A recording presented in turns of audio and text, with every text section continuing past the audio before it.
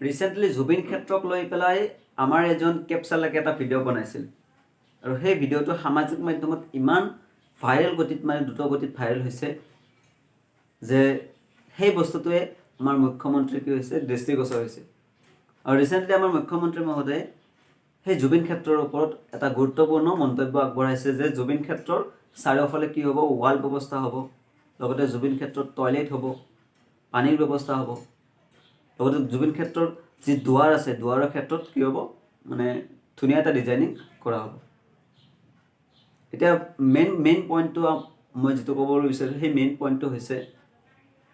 এজন কেব চালক হিচাপে তেওঁ যিটো আজি অৱদান জুবিন ক্ষেত্ৰত আগবঢ়ালে সেই অৱদানটো কিন্তু সদায় চিৰস্মৰণীয় হৈ যাব এজন সাধাৰণ মানুহৰ মন্তব্যই আজি কিমান ডাঙৰ এটা কাম কৰি গ'ল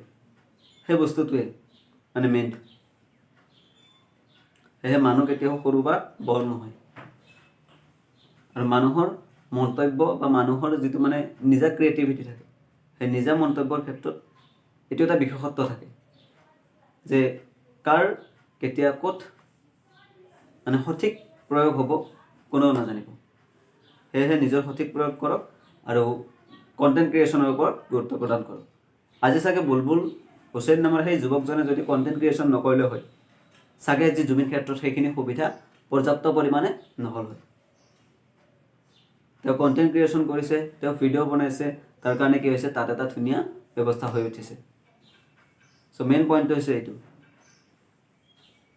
ছ'চিয়েল মিডিয়াৰ পাৱাৰ হৈছে এইখিনি আৰু ছ'চিয়েল মিডিয়াৰ জৰিয়তে কি হৈছে আজি জুবিন ক্ষেত্ৰ এটা ধুনীয়া নতুন ৰূপত গঢ়ি উঠিবলৈ সক্ষম হৈছে এতিয়া আমাৰ বহুতে ক'ব খোজে যে জুবিন হত্যাৰ যি তদন্ত প্ৰক্ৰিয়া আছে সেয়া সুচাৰুৰূপে পৰিচালনা হৈছে এতিয়া এই ক্ষেত্ৰত এটা প্ৰশ্ন উত্থাপন হৈছে সকলোৰে মনত যে ছিংগাপুৰত যেতিয়া জুবিন দাই গৈছিল সেই ছিংগাপুৰত থকা সময়ত 11জন প্ৰৱাসী অসমীয়া আছিল সেই 11জন প্ৰৱাসী অসমীয়া এতিয়ালৈকে মন্তব্য বা তেওঁলোকৰ যিখিনি স্বীকৃতি আছে তেওঁলোকৰ যিখিনি ক'বলগীয়া কথা আছে সেইখিনি কিয় স্পষ্টীকৰণ নহ'ল বা সেইখিনি কথা কিয় প্ৰকাশ নকৰিল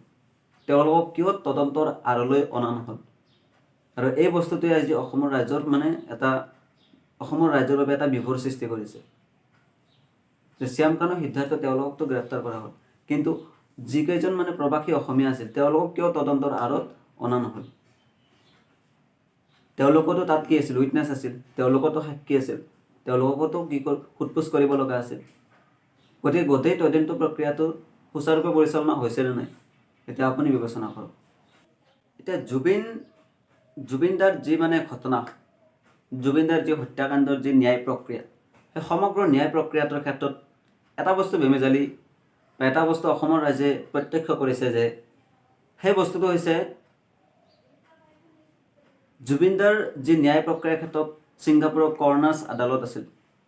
তাতো কি হৈছিল শুনানি গ্ৰহণ হৈছিল তাতো বিচাৰ প্ৰক্ৰিয়া হৈছিল নেক্সট আমাৰ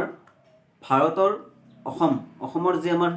অসমৰ আদালততো কি হৈছিল জুবিনদাৰ বিষয়ে শুনানি গ্ৰহণ হৈছিল আদালতত কি হৈছিল গোচৰ প্ৰক্ৰিয়া চলিছিল এতিয়া এই ক্ষেত্ৰত এটা বস্তু স্পষ্টীকৰণ হৈছে যে কৰ্ণাছ আদালত ছিংগাপুৰৰ কৰ্ণাছ আদালতৰ যি মন্তব্য আছিল জুবিনদাৰ হত্যাকাণ্ডৰ ক্ষেত্ৰত সেইটো হৈছে যে জুবিনদাৰ কি হৈছে পানীত ডুবাৰ ফলত কি হৈছে মৃত্যু হৈছে নেক্সট তাৰ বিপৰীতে আমাৰ যি অসমৰ আদালত আছে অসমৰ আদালতত কিন্তু এই বস্তুটো স্পষ্টীকৰণ হোৱা নাই এতিয়ালৈকে আৰু কিহৰ ফলস্বৰূপে হোৱা নাই আৰু সমগ্ৰ তদন্ত প্ৰক্ৰিয়াটোত আমি এটা বস্তু বাৰ বাৰ লক্ষ্য কৰিছোঁ যে জুবিন গাৰ্গৰ মৃত্যু কি হৈছে কিছুমানে কৈছে যে বিষ পান কৰাৰ কাৰণে হৈছে কিছুমানে কৈছে যে মূৰত আঘাত কৰাৰ কাৰণে হৈছে এতিয়া জুবিনদাৰ যদি পানীত ডুবি পেলাই সঁচাকৈয়ে মৃত্যু হৈছে ছিংগাপুৰৰ কৰ্ণাছ আদালতৰ মতে তেতিয়াহ'লে এই মূৰত আঘাত পোৱা এই উটবিলাক যে কলা পৰি আছে বিষ খোৱা বুলি সেইবিলাক ৰিপৰ্টবিলাক কি হ'ল সেই ৰিপৰ্টবিলাক ক'ত গ'ল সেইবিলাক মিছা আছিল নে সঁচা আছিল বহুত ডাঙৰ প্ৰশ্ন কিন্তু আৰু এই প্ৰশ্নবিলাকৰ উত্তৰ অসমৰ ৰাইজে বিচাৰিছে আৰু অসমৰ ৰাইজে ইয়াৰ উত্তৰ সঠিকভাৱে জানিব বিচাৰে